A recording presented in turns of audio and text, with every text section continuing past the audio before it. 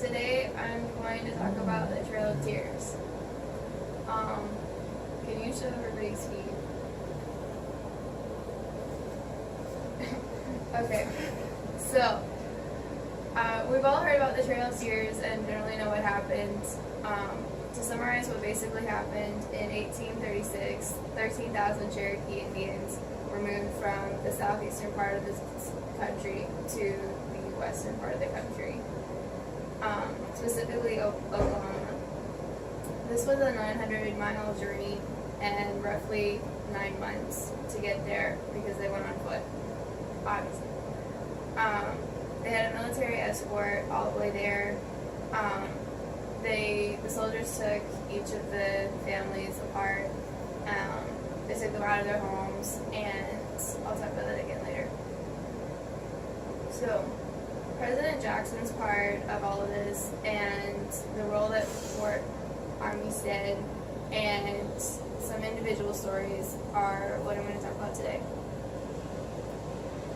So, when President Jackson was first elected, Georgia wanted to make all of the Indian laws void. So they approached President Jackson, and because they knew that he was a Southern sympathizer, he agreed to have all of the Indian laws no longer applies. So they don't count.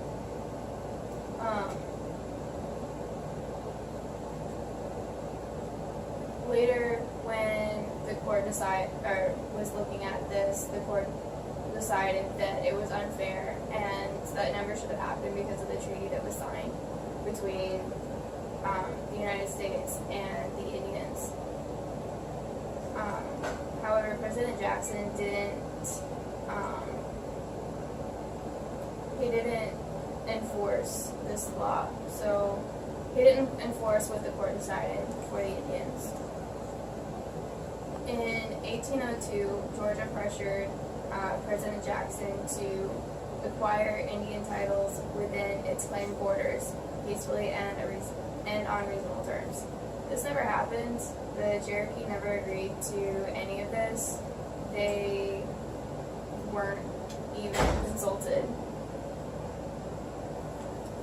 When the decision was made for the Indians to be moved, President Jackson had to reassure the country that he was making the right decision. And in doing so, he told the public that the Indians would not be able to be modernized, and they would never be able to fit in with the American public.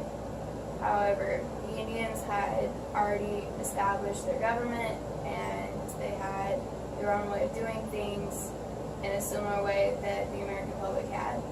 But Andrew Jackson did not tell anybody this, even though it was true. So Fort Armistead was based out of Tennessee, and it began in 1832. Roughly 3,000 people went through this base in 1838. There were 13 documented groups, roughly 1,000 people in each group who went through this particular base. It was the first base that all the Indians from North Carolina went through, which made it important to talk about.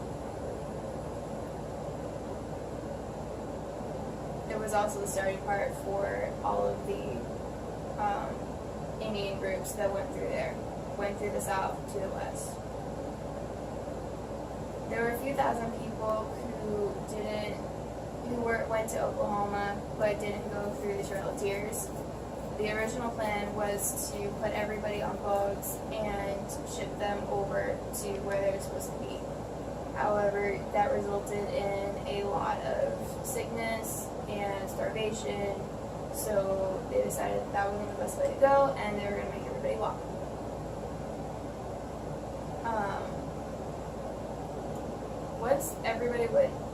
As each group went to the west and they got there and was over with the journey, they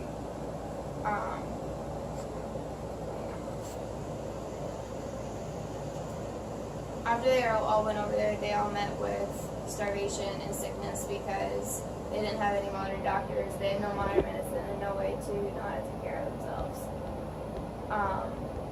But Fort Armstead was abandoned after this was over and wasn't